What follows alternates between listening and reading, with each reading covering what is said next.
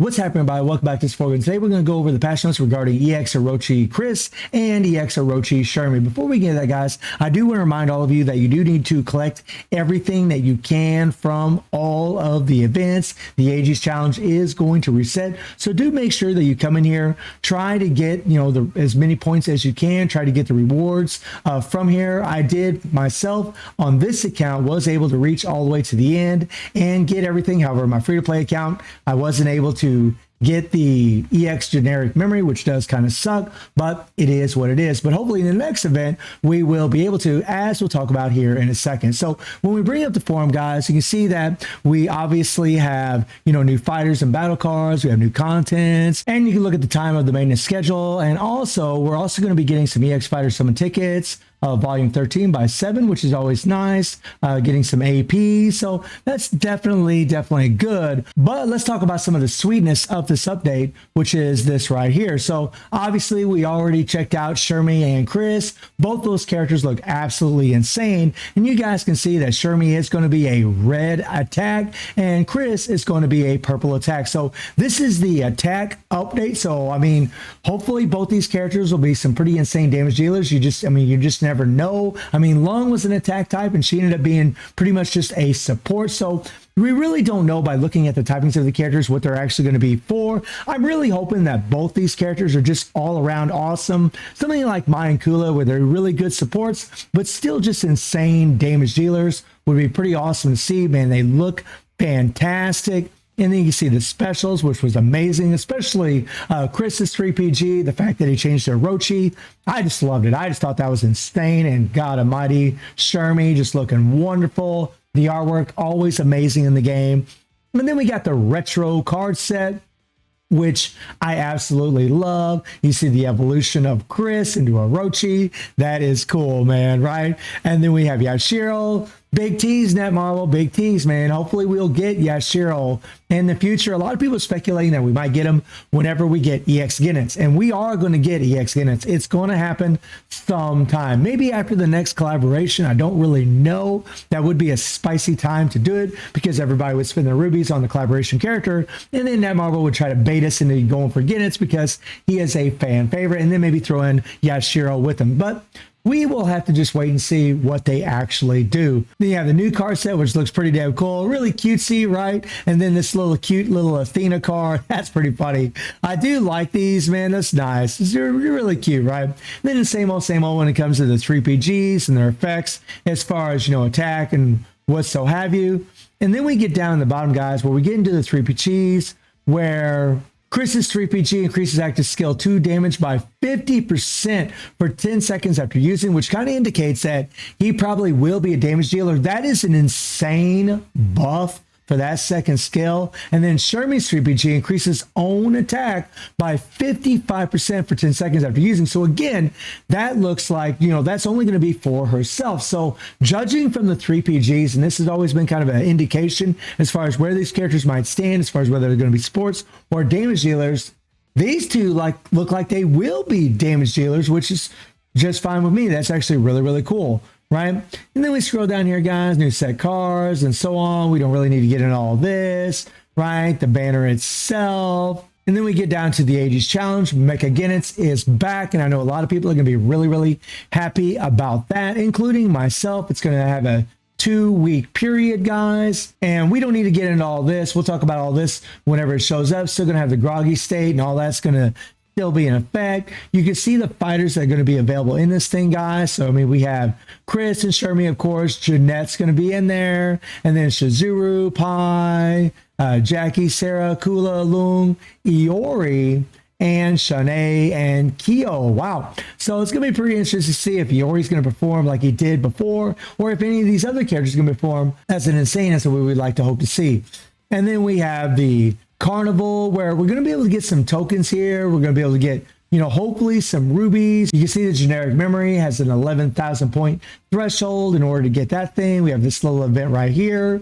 We're going to be able to get this card set from the Rush Dungeon for free. And then we have these EX generic memory shards, and it says red memory shards. And those are going to be used for crafting material or the element EX memory summon box in the crafting event. So we'll see how that plays out. And then we also have some 5th anniversary titles. We have Jeanette of the Summer backgrounds. So we have these 2 different backgrounds right here.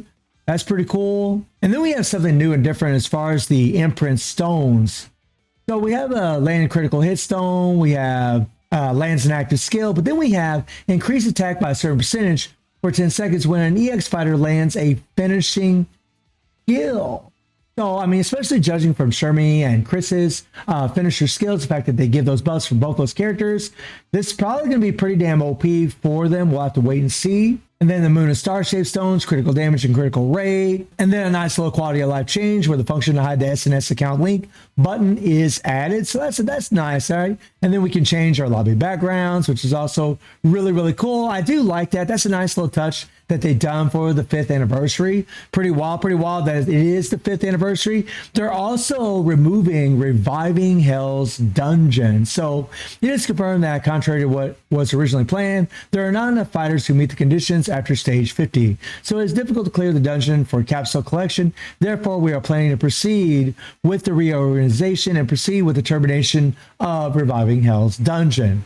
And then the locations where it's possible to acquire the Awakening EX capsules will be newly reorganized and introduced after the Reviving Hell's Dungeon ends. We have all the new events, right, with our memories, Resurrect, Power of Awakening, and so on. I really don't want to get into all that.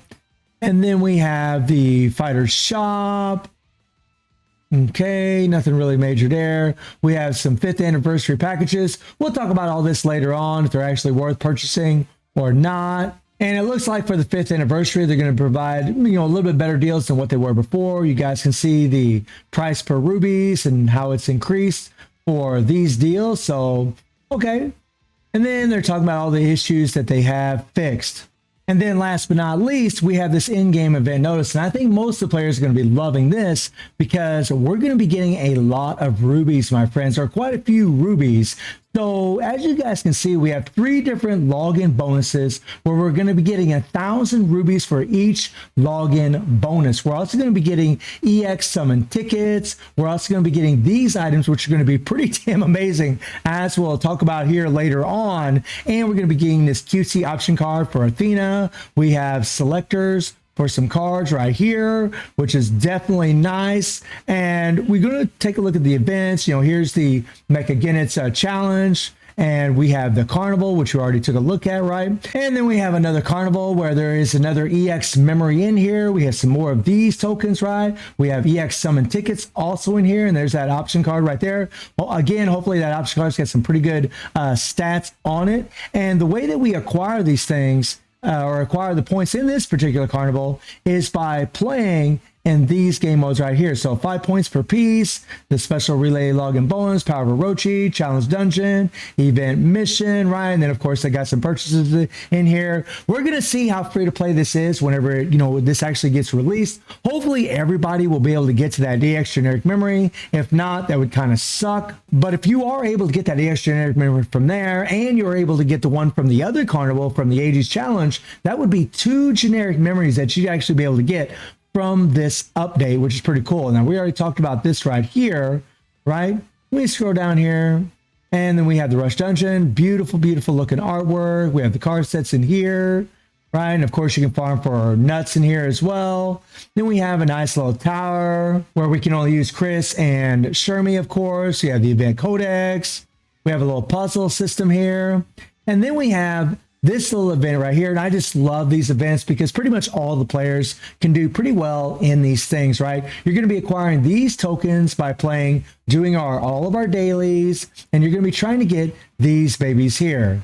You have the automated runs in here, which is nice. And then of course, this little event that you can play. And then you have these here where you're going to be able to play through certain game modes in the game and acquire a bunch of rewards in here, probably some rubies in here, I would hope.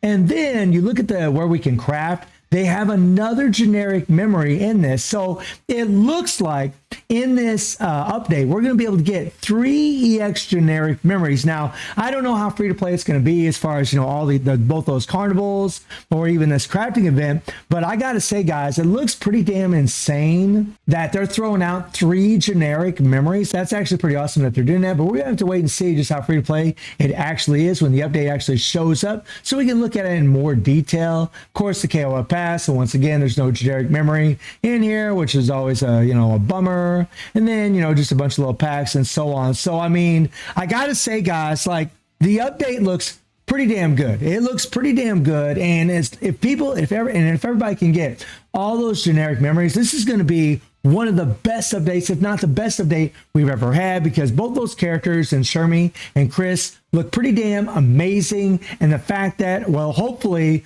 most players will be able to get 3 EX generic memories looks insanely promising for it. But guys, let me know what you think about this upcoming update. And I do stream on Twitch at 9 p.m. GD+7 time. The link in the description below. And I hope you enjoyed the video. Thank you for watching. Y'all take care and have a good one. See everybody. Take care.